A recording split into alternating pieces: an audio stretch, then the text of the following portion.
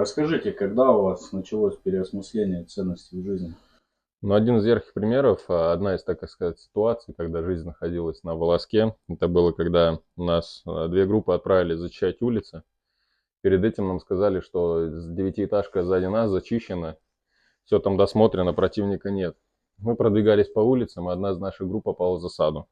По радиообмену мы слышим, что там 200-300.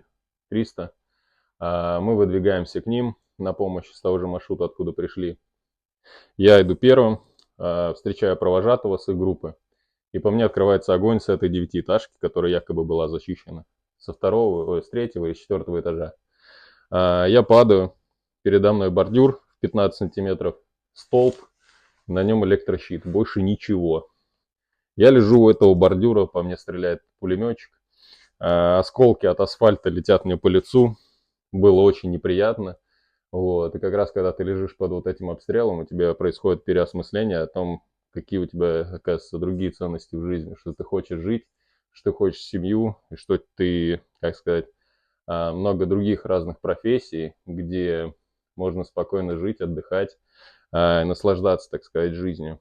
Вот. Я лежу под этим обстрелом, он простреливает мне рюкзак, я одному из офицеров кричу: «Помоги, что происходит, мы, это же свои».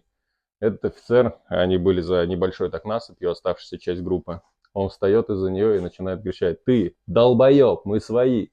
И этот пулеметчик переключается на него. Вот в этот момент я нахожу все свои дымы с разгрузки и так далее, вскрываю их, все задымляю, и мы начинаем отходить. Следующий вопрос. Как командиру с боевым опытом, как правильно принимать решения на бой? Ну, в первую очередь у вас должны быть знания по военному искусству, и вы должны умело его применять, так сказать. Дальше вы должны понимать, что при принятии решения вы должны рассчитывать на себя и на информацию, которую вам дала разведка, и дали непосредственные командиры, которые находятся на переднем крае и видят, самое главное, своими глазами, что у них происходит. А не сидеть в подвалах своих, прятаться с картами, рисовать стрелочки и думая, что там все вот так вот чисто, там никого нет, посылать просто так какое-то подразделение, а потом удивляться, почему потеряли роту, батальон, или говорить в радиообмен, что пока вы не все не сдохнете, вы отсюда не уедете и тому подобное. А что вы чувствовали, когда убивали людей? Ну, в первую очередь я не убивал людей, я убивал обдолбанных наркоманов, зверей и гнусных нацистов, которые в свою очередь загоняли детей в больницах в палату и ставили растяжки, тем самым препятствуя нам, и уходили. Также выгоняли гражданское население из подвалов во дворы и выставляли их чуть ли не как стенку, чтобы мы не подходили к зданию. Они стреляли, соответственно, с огневых точек, а гражданское население нам препятствовало, потому что оно, соответственно, разбегалось, бегало и тому подобное. Но вообще, когда я стрелял по ним, я, наверное, чувствовал только то, как мой палец нажимает на спусковой крючок. Расскажите случаи, когда в вашей жизни угрожала смерть. Ну, этих случаев очень много. Ну, давайте один из них расскажу. Как раз-таки после этой истории, когда я задымил себе местность и отошел, мы как раз отошли к этой девятиэтажке, чтобы уже самим ее зачистить. Мы подбегаем к торцу здания, стою я на углу здания, ну, то есть от меня где-то в метре стоит 5 человек и еще один офицер. Вот. Подгоняю танк, чтобы он стрелял в соседний дом, если увидит, что какая-то огневая точка появляется. А мы, соответственно, уже были готовы заходить в подъезд. И вот так вот с этажа, наверное, с пятого, с четвертого на нас скидывают гранаты, РГНки ударные. Происходит два хлопка. Во втором хлопке я, ну, поворачиваю голову на своего товарища, который рядом стоял, подчиненный мой. И в этот момент у него уходит ступня, ее просто нету. Он наклоняется, падает, начинает орать. А второму, кто стоял от него, ему, получается, попали осколки в пах. Третьему разорвало бедро, но ему шили ему ногу впоследствии потом. Ему просто повезло, что в ноге не задета была артерия и сухожилие, поэтому нога осталась жива.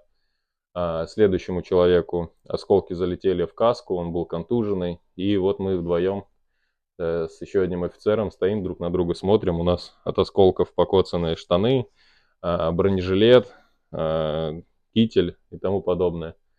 В этот момент мы, соответственно, запрашиваем группу эвакуации, начинаем отстреливаться, отходить. Ну, и в конце всего этого, когда тащили всех раненых, мы подогнали БТР, и он просто начал шмалять по второму, по третьему этажу осколочно-фугасными. И мы сожгли весь подъезд вместе с этими, так сказать, негодяями. Как вы научились быть одним из лучших в стрельбе? Ну, в детстве мой отец всегда мне говорил, что нужно уметь драться и стрелять, потому что настоящий мужчина должен постоять за себя, за семью и за родину. Также это все приходит, так сказать, с постоянным совершенствованием своих навыков. А что вы посоветуете будущему поколению? Жить в мире, учиться и, так сказать, не подставляться на рожон, стремиться к тому, чтобы все в нашей стране, в этом мире процветало, не уподабливаться никчемной Европе со своими, так сказать, неподобающими направлениями. Вот. И, соответственно, выбирать уровень жизни по себе. На самом деле лучше переплавить все оружие на турники и штанги. Идите все в IT. Все.